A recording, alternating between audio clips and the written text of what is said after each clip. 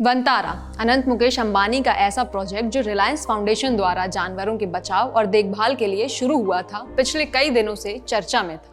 आरोप लगे कि यहाँ गैर कानूनी तरीके से जानवरों को लाया गया, उनकी देखभाल में लापरवाही हो रही है, यहाँ तक कि वित्तीय अनियमितताओं और मनी लॉन्ड्रिंग का भी एलिगेशन लगा।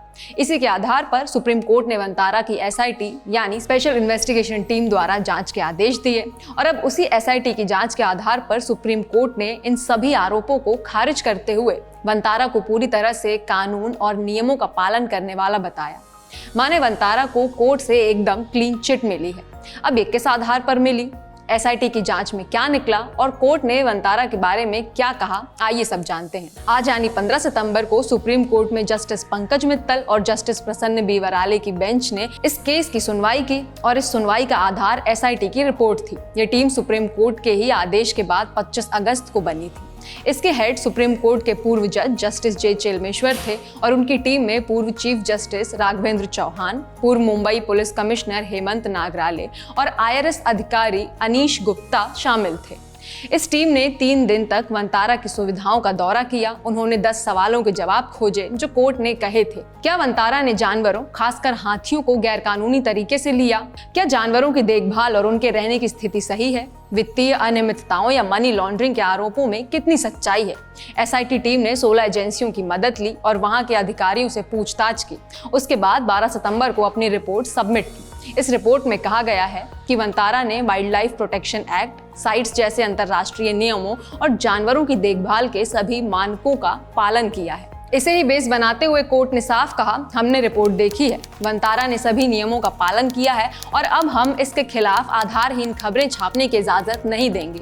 बेंच ने कहा कि एसआईटी ने स्वतंत्र और निष्पक्ष तरीके से जांच की है और विशेषज्ञों की मदद ली है। जानवरों का अधिग्रहण नियमों के अनुसार किया गया है और जब एक स्वतंत्र कमेटी ने साफ कर दिया कि किसी तरह की गड़बड़ी नहीं है, तो इस मुद्दे पर बार बार सवाल उठाना या अनावश्यक आरोप लगाना उचित नहीं है। कोर्ट ने याचिकाकर्ताओं सीआर जयासुकीन के उस दावे को भी खारिज कर दिया जिसमें कहा गया था कि वनतारा ने एक मंदिर के हाथी को गलत तरीके से लिया।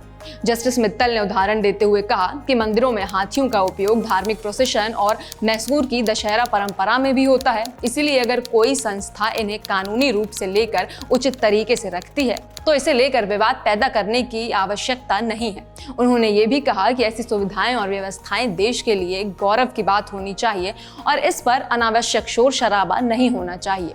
बेंच का कहना है, अगर वनतारा में सब कुछ कानून के मुताबिक हुआ है तो इसमें क्या समस्या है? हमें उन चीजों पर गर्व करना चाहिए जो हमारे देश का नाम रोशन करती हैं। सुनवाई के दौरान जब बेंच ने संकेत दिया कि एसआईटी रिपोर्ट को आदेश का हिस्सा बनाया जाएगा, तब वनतारा की तरफ से पेश हुए सॉलिसिटर जनरल तुषार मेहता और सीनियर एडवोकेट हरीश साल्वे ने इस पर आपत्ति जताई।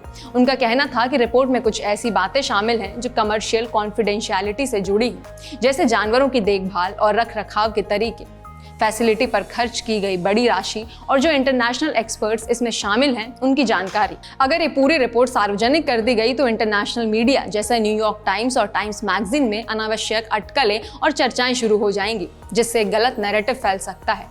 वकीलों ने तर्क दिया कि जब कमेटी ने निरीक्षण किया तो पूरा स्टाफ बहुत सहयोगी था और सब कुछ दिखाया गया, लेकिन सारी जानकारी सार्वजनिक करने से फैसिलिटी के काम और प्रबंधन से जुड़ी कॉन्फिडेंशियल बातें बाहर चली जाएंगी।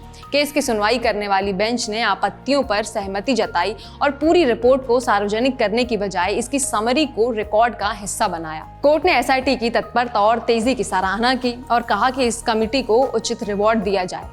आपको बताती चलूं कि एसआईटी ने महज 18 दिनों में जांच करके कोर्ट में रिपोर्ट सबमिट की। साथ ही बेंच ने यह भी स्पष्ट किया कि अब जब एसआईटी ने एक स्वतंत्र और निष्पक्ष जांच के बाद क्लीन चिट दे दी है तो इस मामले पर बार बार नई आपत्तियां उठाने या अनावश्यक आरोप लगाने की इजाजत नहीं होगी। सभी अथॉरिटीज को ये स्वतंत्रता होगी कि वो एसआईटी की रिकमेंडेशंस और सजेशंस के आधार पर आगे की आवश्यक कार्रवाई करें। अंत में वनतारा पर कोर्ट ने कहा कि इस तरह की संस्थाएं और प्रयास देश के लिए एक पॉजिटिव इनिशिएटिव और गौरव का विषय है, इसलिए अनावश्यक विवाद खड़े करने की बजाय हमें इन्हें सकारात्मक रूप से देखना चाहिए।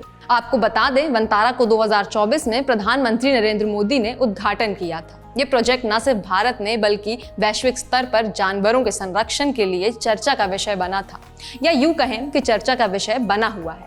खैर, आज सुनवाई में जो हुआ वो सब हमने आपको बताया।